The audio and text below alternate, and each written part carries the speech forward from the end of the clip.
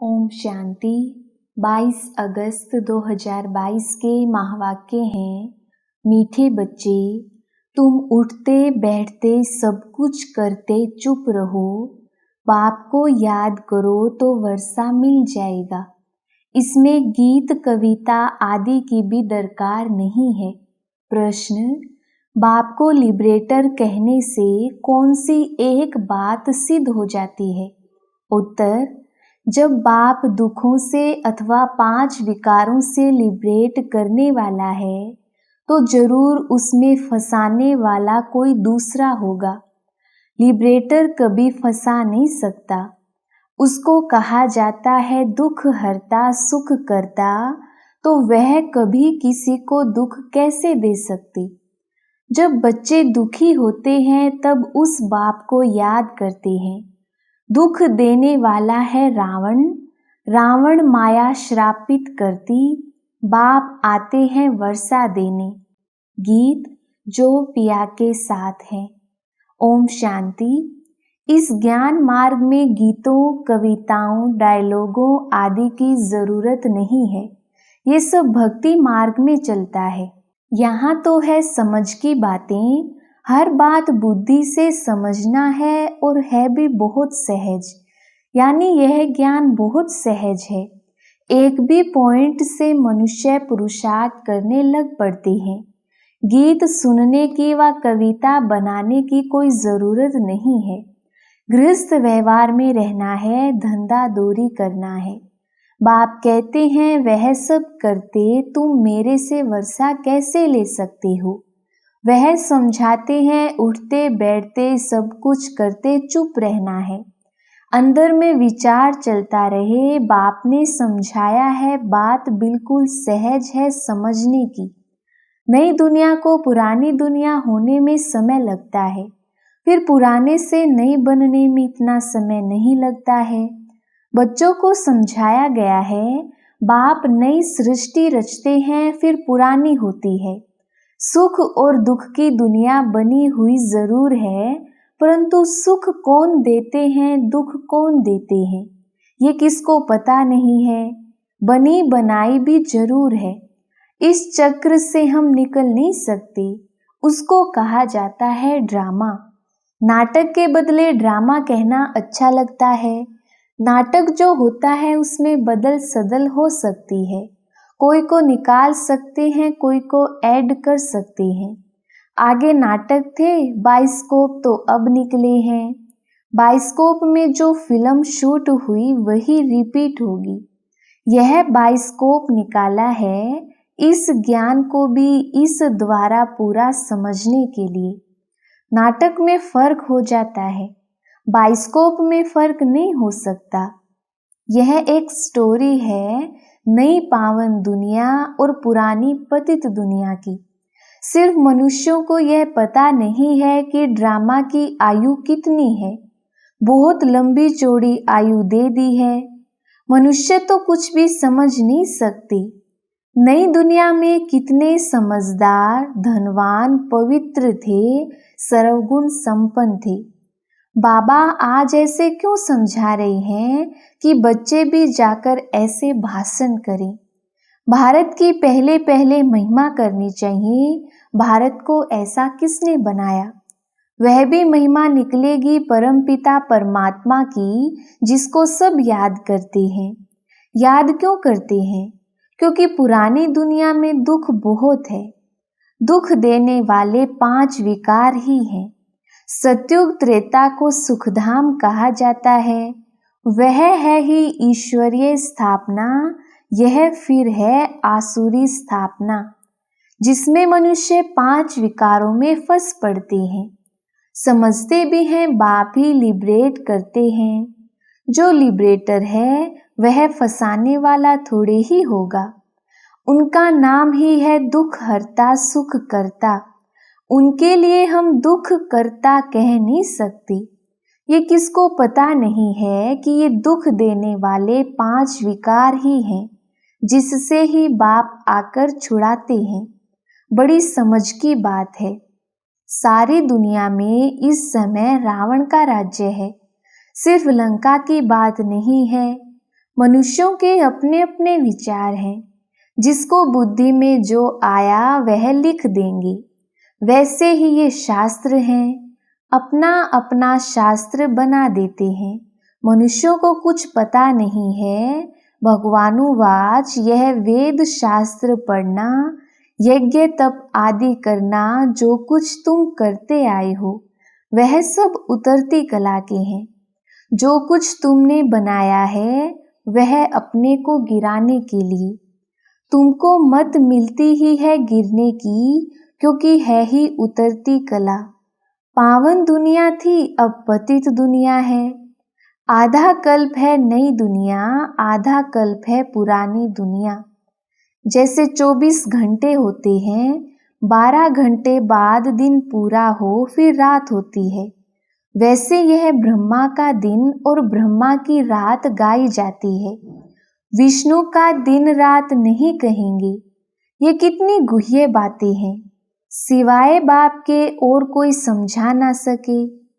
बाप समझाते हैं, अभी तमो प्रधान से सतो प्रधान में जाना है। अभी अर्जुन अपनी बादशाही थोड़े ही स्थापन हुई है। बाप कितना सहज बच्चों को समझाते रहते हैं। सिर्फ शिव बाबा को याद करना है, तमो प्रधान से सतो प्रधान बनना है। ये बातें भी तुम अबलाएं ही समझ सकती हो। नई दुनिया और पुरानी दुनिया। नई दुनिया को रचने वाला बाप है। नई दुनिया स्वर्ग थी, फिर नर्क किसने बनाया? रावण ने। रावण कौन है, यह राज भी तुमको समझाया है।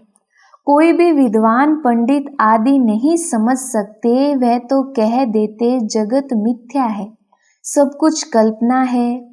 तुम समझा सकते हो, अगर जगत बना ही नहीं है तो तुम बैठे कहाँ हो? यह जो वर्ल्ड रिपीट होती है उसकी पूरी नॉलेज चाहिए ना। नॉलेज ना होने के कारण कह देते हैं सब कुछ मिथ्या है। जिसने जो सुनाया सो सत्य। तुम तो एक बात में ही खुश होते हो। बाप तो बहुत अच्छी रीति समझाते हैं।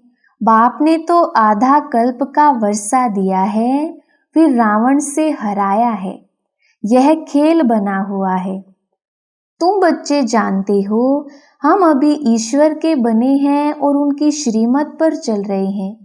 यह चित्र तो बड़े अच्छे हैं, सबके पास बड़े चित्र होने चाहिए। बड़े चित्रों पर समझाना अच्छा होता है। चक्र सामने खड़ा है, संगम युग भी सामने लगा हुआ है। कलयुग है काला पतित, उनमें लोहे की खाद पड़ने से काले हो गए हैं। भारत कितना गोल्डन एज्ड था, अब फिर इनको आयरन एज से चेंज होना है। उनकी स्थापना, इनका विनाश होना चाहिए। गाया भी जाता है परम पिता परमात्मा त्रिमूर्ति है। त्रिमूर्ति का अर्थ भी कोई समझते नहीं है। रोड पर भी त्रिमूर्ति नाम रखे हुए हैं। वास्तव में त्रिमूर्ति है ब्रह्मा विष्णु शंकर। यह तीनों देवताएं हैं अलग अलग। इन सबसे ऊंचते ऊंच है परम पिता परमात्मा शिव, करण करावनहार। उनको गुम कर दिया है। देवताओं से भी ऊपर तो वो निराकार भगवान ही है। जैसे बाप निराकार है, वैसे हम आत्माएं भी निराकार हैं। हम यहाँ आए हैं पार्ट बजाने। लक्ष्मी नारायण की डिनाइस्टी थी, एक दो के पिछाड़ी राज्य करते आते हैं। तो स्वर्ग की महिमा सुनानी पड़े। भारत कितना धनवान था, प्योरिटी पीस प्रोस्पेरिटी थी, कभी अकाले मृत्यु नहीं होती थी। नई दुनिया थी, बाप ने ही नई दुनिया रची थी। बाप 16 कला बनाते हैं। कहते हैं बच्चे मन मना भव मामेकम याद करो। यह है भगवानुवाच। उनको पतित पावन कहा जाता है। श्री कृष्ण को ज्ञान सागर नहीं कहेंगे, फिर गीता में श्री कृष्ण का नाम क्यों डाला है? कोई द्वारा साक्षात्कार हुआ, कहेंगे बस यह श्री कृष्ण का रूप है। दुनिया में तो अनेक प्रकार के मनुष्य हैं। किसी में भाव बैठ जाता है, फिर उनका लॉकेट बनाए गले में डाल देते हैं। गुरु का लॉकेट पहन गुरु को याद करते हैं। बस ईश्वर सर्वव्यापी है, फिर तो गुरु और ईश्वर में फर्क नहीं रहा। ऐसे ढेर हैं। बाप ने तुम बच्चों को पुरानी दुनिया और नई दुनिया का राज भी समझाया है। बाप बैठ नई दुनिया रचते हैं। अभी सब बाप को बुलाते रहते हैं, आकर पावन दुनिया स्थापन करो या हमको पावन बनाए ले चलो। धाम है दो, निर्वाण धाम और सुख धाम। सन्यासी तो मुक्ति के लिए नॉलेज देते हैं, जीवन मुक्ति के लिए दे नहीं सकते। तुम देवी देवता धर्म वाले हो, जो पुजारी बने हो फिर पूज्य बनना है। श्री कृष्ण सतयुग का प्रिंस है, उनकी महिमा होती है। कुमार कुमारी की ही महिमा होती है क्योंकि पवित्र है ना। नहीं तो श्री कृष्ण से राधे की महिमा ज्यादा होनी चाहिए, परंतु ये किसको मालूम नहीं। पहले राधे फिर कृष्ण क्यों कहते हैं? राधे कृष्ण, कृष्ण राधे मुश्किल कोई कहेंगे। समझते हैं बच्चा वर्षे का हकदार बनते हैं, इसलिए श्री कृष्ण की महिमा जास्ती है। यहाँ तुम सब हो बच्चे। बाप कहते हैं जितना पुरुषार्थ करेंगे उतना अपने लिए ही ऊंच पद पाएंगे, कल्प कल्पांतर के लिए। बाप आत्माओं से बात कर रहे हैं। पुरुषार्थ से तुम ऊंच पद पा सकते हो। विलायत में बच्ची पैदा होती है तो खुशी मनाते हैं। यहाँ बच्चा पैदा होता है तो खुश होते हैं। हरेक की रस्म अपनी अपनी है। तो बच्चों की बुद्धि में अब बैठा है कि बाप वर्षा देते हैं, फिर श्राप माया देती है। वह गॉड फादर स्वर्ग का रचयिता है। श्री कृष्ण के लिए कभी कह ना सके, परमात्मा ही नर्क को स्वर्ग बनाते हैं। सहज ज्ञान और योग वही सिखलाते हैं। ऐसे ऐसे भाषण तुम कर सकते हो। गीता में श्री कृष्ण का नाम डाल खंडन कर दिया है। गीता का भगवान निराकार परमात्मा है, ना कि श्री कृष्ण। श्री कृष्ण तो रचना है, उनको भी वर्षा बाप से मिला। वह कैसे, आओ तो समझाएं। कोई भी बात उठाकर उन पर समझाने लग जाओ। पुरानी दुनिया नई दुनिया पर समझाने से उसमें सब आ जाता है। अभी अनेक धर्म हैं, उनके बीच आदि सनातन देवी देवता धर्म की स्थापना हो रही है। कितना समझाया जाता है, इन 5 विकारों को छोड़ो। घर में भी किस पर क्रोध नहीं करो। ख्यालात आने चाहिए कि जैसा कर्म हम करेंगे हमको देख फिर और करेंगे। मैं विकारी बनूंगा तो मुझे देख और भी विकारी बनेंगे। बाप फरमान करते हैं अब पवित्र बनो, स्त्री को भी पवित्र बनाओ। कोई पर क्रोध मत करो, तुमको देख वह भी करने लग पड़ेंगे।